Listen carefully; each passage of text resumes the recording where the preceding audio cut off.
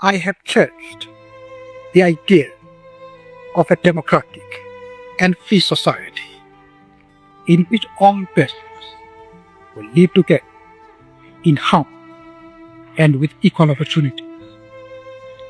It is an idea for which I hope to live and to see realized. But my Lord, if it need be, it is an idea for which I am prepared to die. Je, umewahi kuketi chini na kutafakari maana halisi ya neno sadaka ya maisha? Unajua, wengi wetu tunapata hasira tukicheleweshewa chakula, tukidhulumiwa 10,000 tu, au tukitukana tusidogo barabarani. Lakini fikiria mtu aliyeamua kuweka rehani ujana wake wote, akubali kuacha mke mrembo aliyemuoa hivi karibuni, aache watoto wake wachanga wakue bila kujua sura ya baba yao, na yeye mwenyewe akubali kwenda kusaga mawe kwenye kisiwa kilichotenga katikati ya bahari kwa miaka 27. Hii haikuwa adhabu ya bahati mbaya, ilikuwa ni gharama aliyochagua kwa hiari yake ili nchi yake ipate uhuru. Watu wengi duniani wanaijua sura ya mzee Nelson Mandela wa miaka 90, mzee mwenye tabasamu tulivu, mwenye busara zilizovuka mipaka, mashati ya vitenge ya kupendeza. Lakini leo kwenye dokumentari hii hatuangalii tu lile tabasamu. Tunaenda kufungua kurasa zilizofichwa kwa miaka mingi, kurasa zilizojaa damu ya machozi ya upweke, usiku gerezani, usaliti wa marafiki wa karibu, mateso ya kisaikolojia, na jinsi ndoa yake ilivyosambaratika vipande vipande wakati yeye akiwa anafungiwa nyuma ya nondo za chuma. Karibu kwenye simulizi ndefu ya kusikitisha, lakini ni ya kishujaa, ya Nelson Mandela. Julai 18 mwaka 1918, katika kijiji kidogo kilichofichika cha Mvezo kilichopo kwenye kingo za mto Mbashe huko Umtata, Afrika ya Kusini, mtoto wa kiume alizaliwa kwenye familia ya kifalme ya kabila ya Wathembo. Baba yake, Gadlaheri Mpakanyiswa, alikuwa mshauri mkuu wa chifu wa mfalme enzi hizo. Siku hiyo baba yake alimtazama mtoto huyo na kumpa jina la Rohihadha. Katika lugha yao ya Kihosa, jina hili maana yake ilibeba unabii mzito sana, yaani mvuta matawi ya miti, au lugha ya picha, mchokozi anayetafuta matatizo.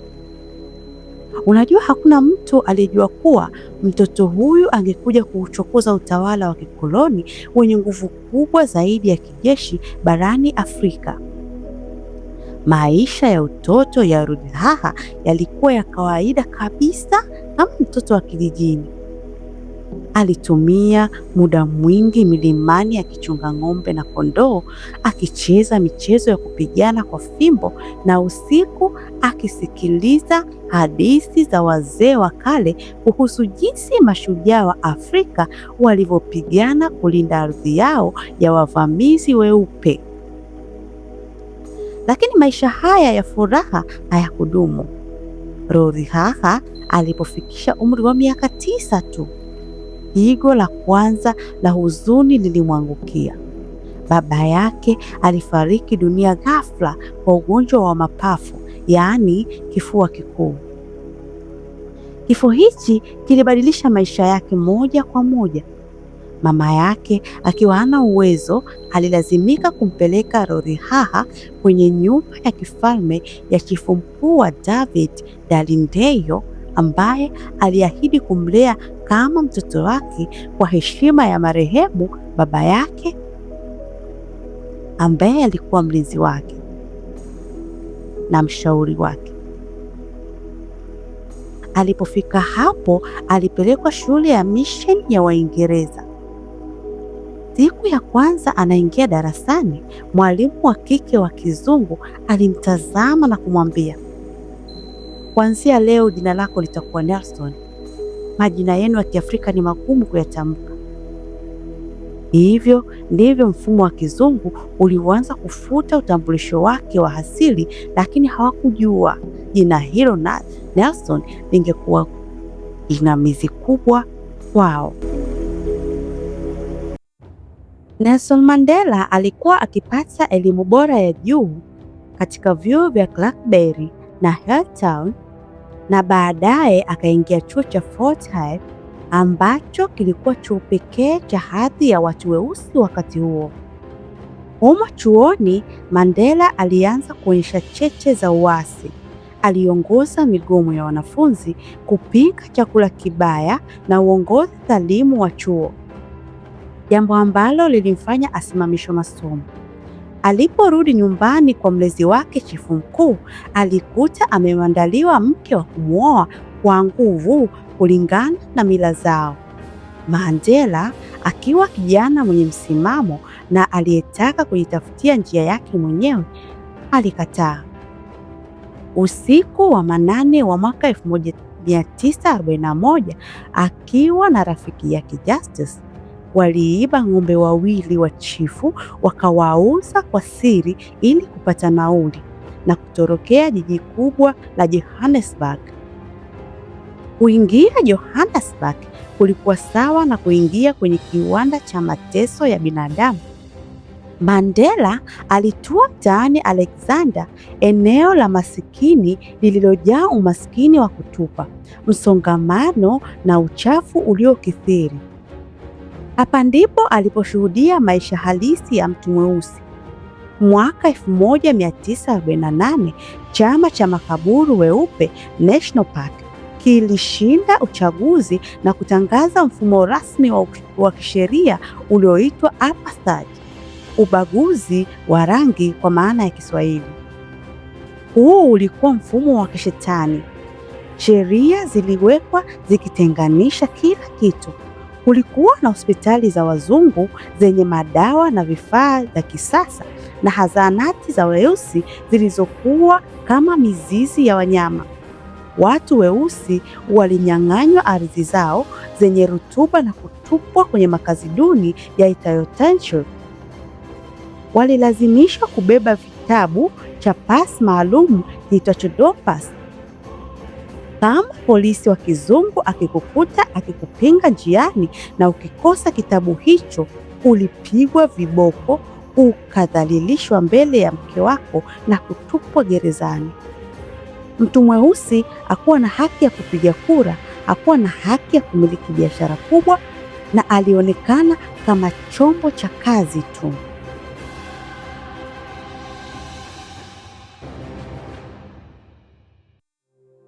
Mandela alisomea sheria na kuwa mwanasheria mweusi wa kwanza, akifungua ofisi ya uwakili pamoja na rafiki yake wa maisha Oliver Tambo. Kazi yao ilikuwa ni kuwatetea bure watu weusi waliokuwa wakikamatwa na kuonewa na sheria za ubaguzi. Lakini Mandela aligundua kuwa hawezi kutumia sheria za udhalimu kupata haki. Alijiunga kikamilifu na chama cha ANC, African National Congress, na kuwa kiongozi wa vijana waliotaka mabadiliko ya haraka. Kwa miaka mingi, kuanzia miaka 50, Mandela alihubiri mapambano ya amani. Aliongoza kampeni za kususia sheria za ubaguzi, akigomea mabasi na kuingia maeneo ya wazungu kwa makusudi ili akamatwe kwa maelfu hadi magereza yajayo. Lakini serikali ya makaburu haikuwa na moyo wa kibinadamu. Walijibu amani kwa ukatili wa kutisha. Mnamo Machi 21 mwaka 1960, ukurasa wa umwagaji damu ulifunguliwa rasmi huko Sharpeville. Kundi la watu wasio na silaha, watu weusi walikusanyika mbele ya kituo cha polisi wakipinga sheria za kubeba pasi. Polisi wa kizungu bila onyo lolote walianza kumimina risasi za moto kwenye lile kundi la watu. Watu walianza kukimbia kuokoa maisha yao, lakini makaburu waliendelea kuwapiga risasi za migongoni. Siku hiyo watu 69 walikufa papo hapo, wakiwemo wanawake na watoto wadogo, na wengine zaidi ya 200 wakajeruhiwa vibaya sana. Ardhi ikaloa damu ya kutosha. Tukio hili lilimshitua na kumvunja moyo Mandela kwa kiasi kikubwa sana. Alikaa chini na viongozi wake na kusema maneno yaliyobadilisha mwelekeo wa mapambano. Kwa miaka 50, ANC imekuwa ikizungumza amani, lakini jibu la serikali imekuwa ni kuua watu weusi wasio na hatia. Sasa umefika wakati ambapo hatuwezi tena kugeuza shavu la pili. Dhalimu akikutana na nguvu ya amani anacheka, lakini ajibiwe kwa lugha anayoielewa yeye mwenyewe, yaani lugha ya silaha. Hapa ndipo sura mpya ya kiintelijensia ilipoanza. Serikali ilipiga marufuku chama cha ANC na kuanza kuwasaka viongozi wake ili kuwanyonga.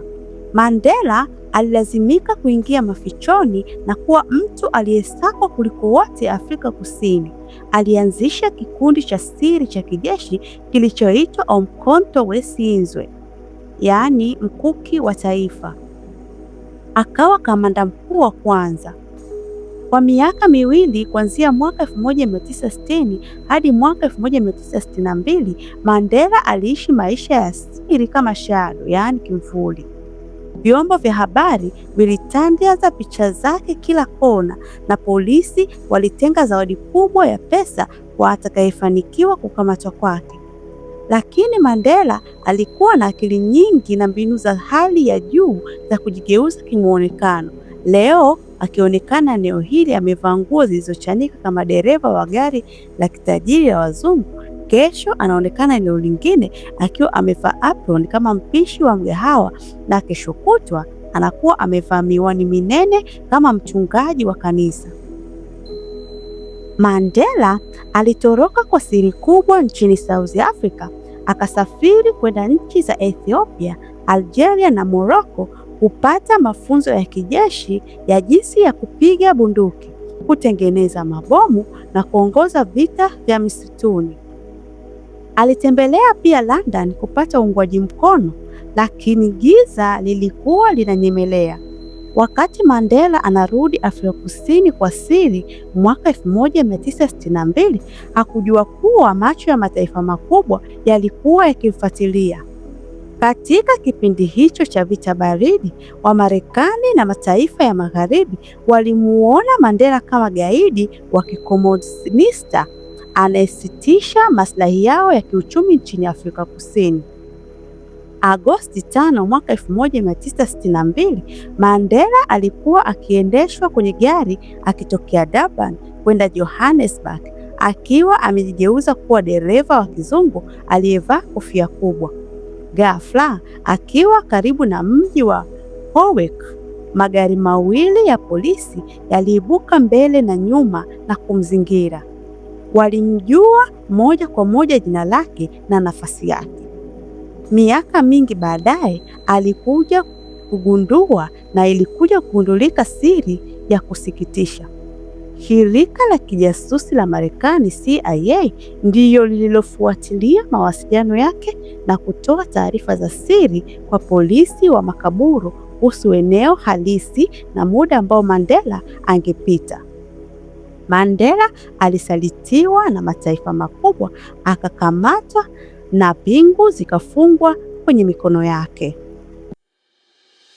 Mandela alitupwa gerezani kwa mashtaka madogo ya kutoroka nchi, lakini wakati akiwa anatumikia kifungo hicho, polisi walivamia ngome ya siri ya ANC kule Rivonia na kukuta nyaraka zote za mipango ya vita vya msituni.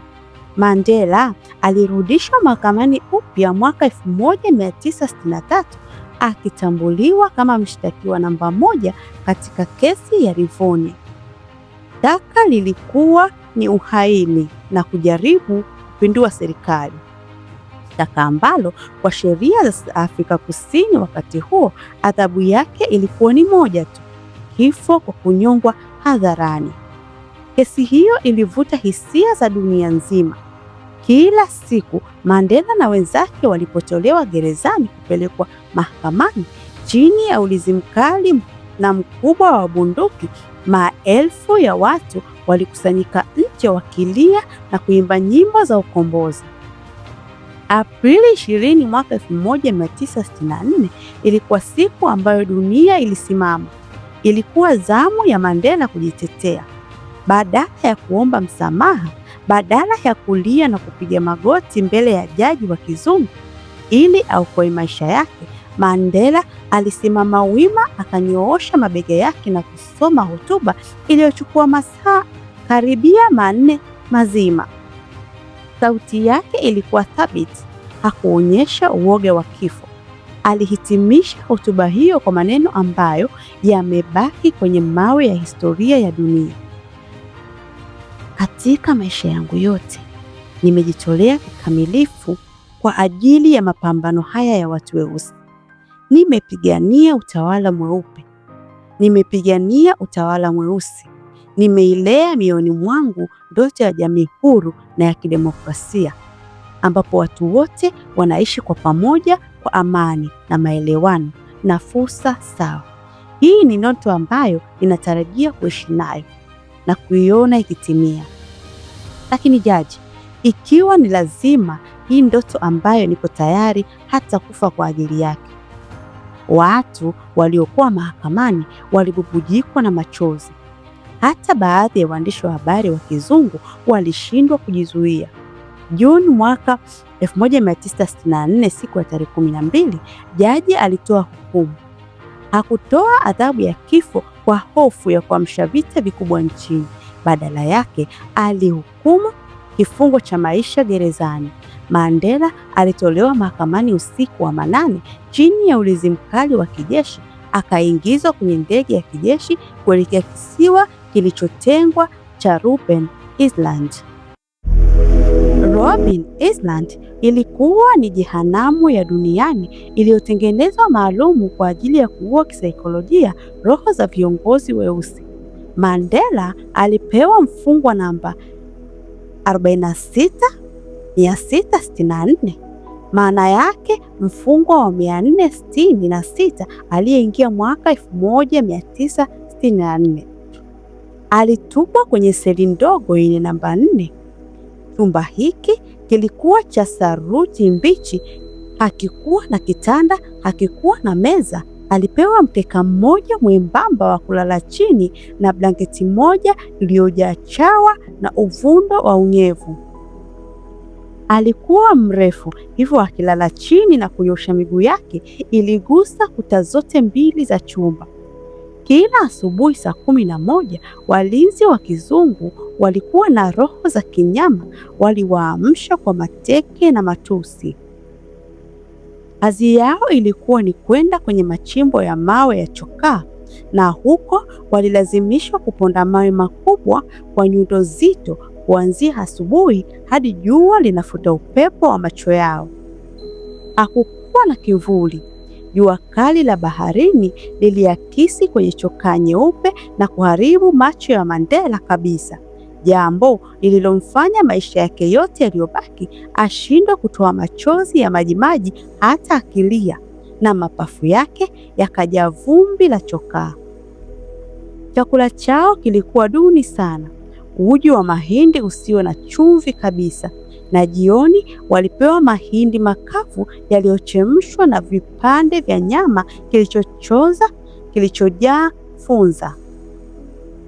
Wafungwa weusi walipewa chakula kidogo na kibaya zaidi kuliko wafungwa wa Kihindi au chotara.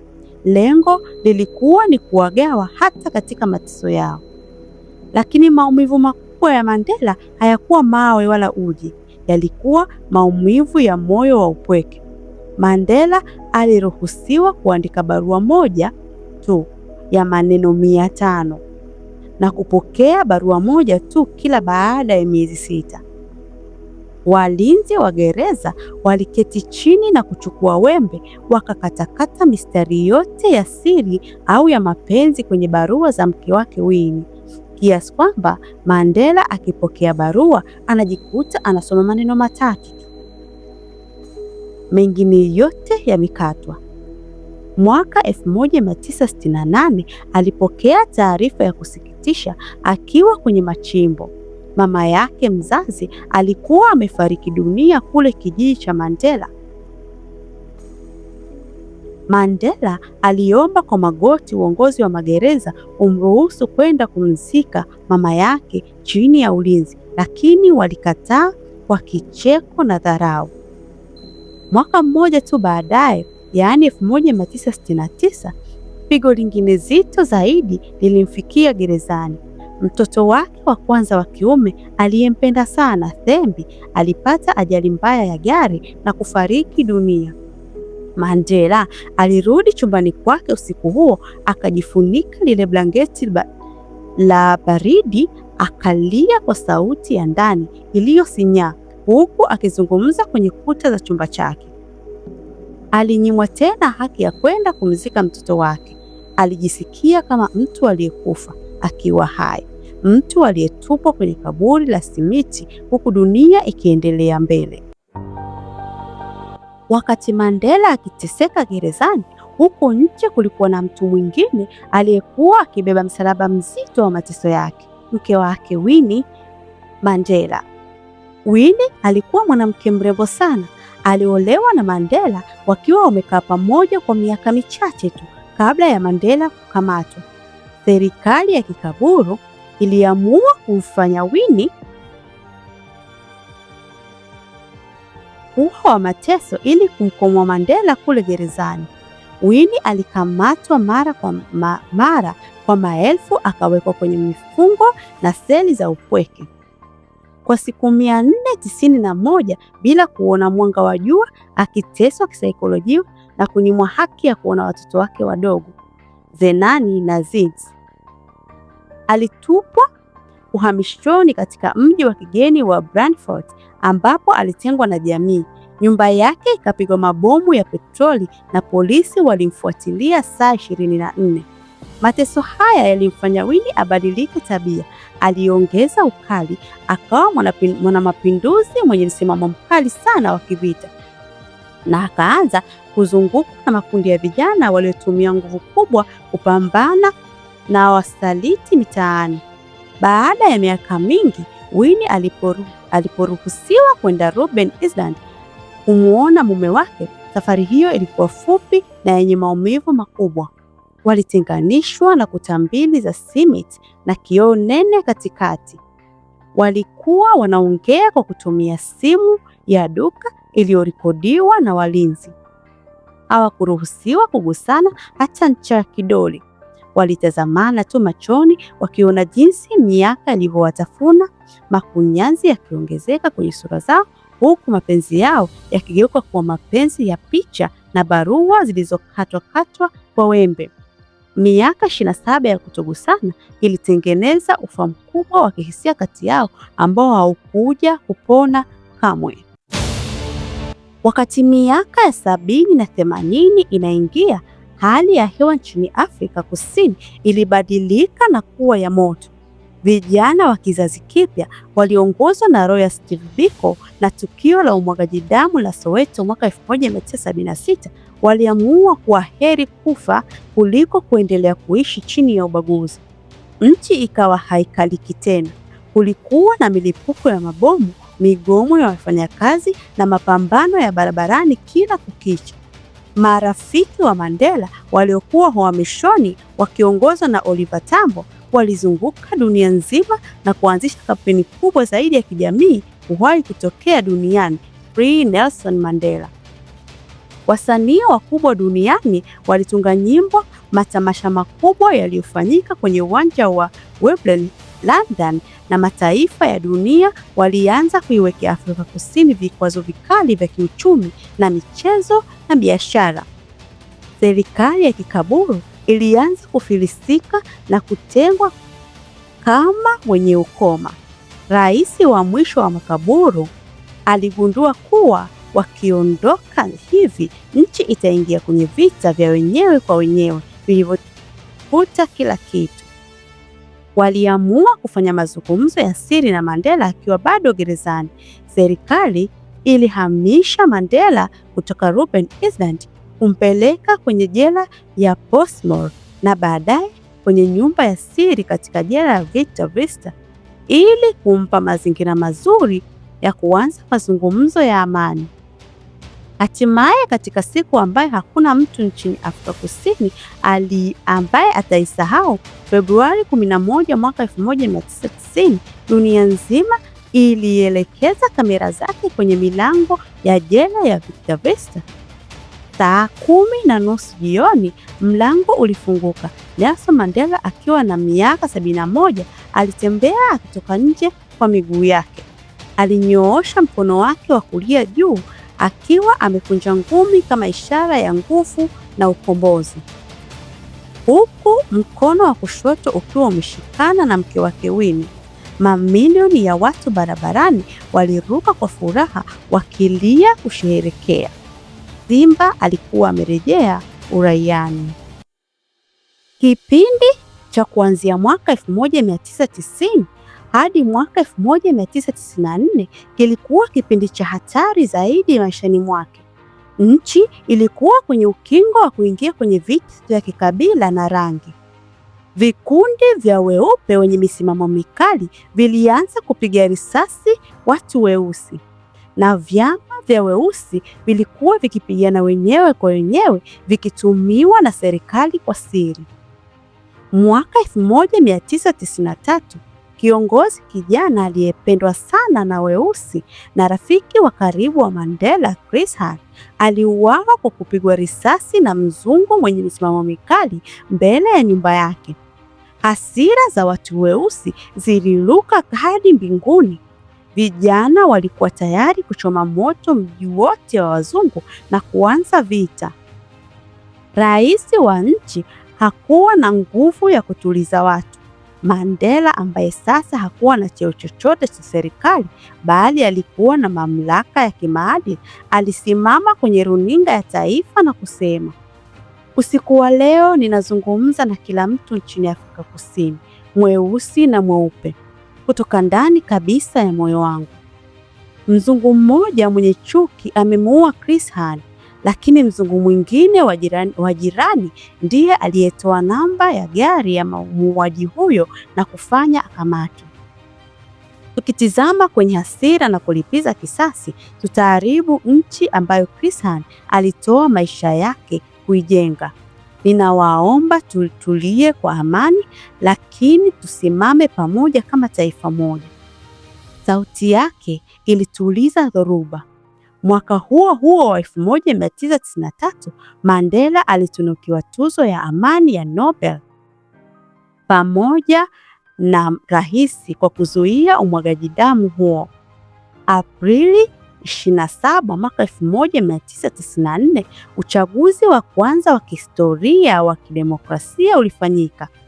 Kwa mara ya kwanza, wazee wa weusi wa miaka ya 80 walisimama kwenye mistari mirefu tangu asubuhi wakiwa wameshika vitambulisho vyao, wakilia kwa furaha kwa kupiga kura kwa mara ya kwanza maishani mwao. Chama cha ANC kilishinda kwa kishindo kikubwa sana, na Mei 10, 1994, Nelson Mandela aliapishwa kuwa rais wa kwanza mweusi wa Jamhuri ya Afrika Kusini. Mfungwa namba 46664 sasa alikuwa amiri jeshi mkuu wa nchi ile ile iliyomfunga.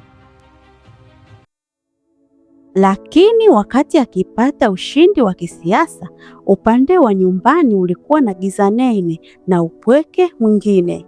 Baada ya kutoka gerezani, Mandela aligundua kuwa Winnie alikuwa amebadilika sana na walikuwa na tofauti kubwa za kimaandishi na kihisia kutokana na miaka 27 ya kutengana.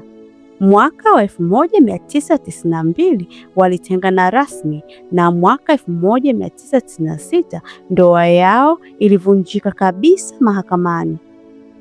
Mandela alisema mahakamani kwa sauti ya huzuni baada ya kutoka gerezani, nilikuwa mtu wa upweke zaidi duniani kuliko nilivyokuwa kule ndani.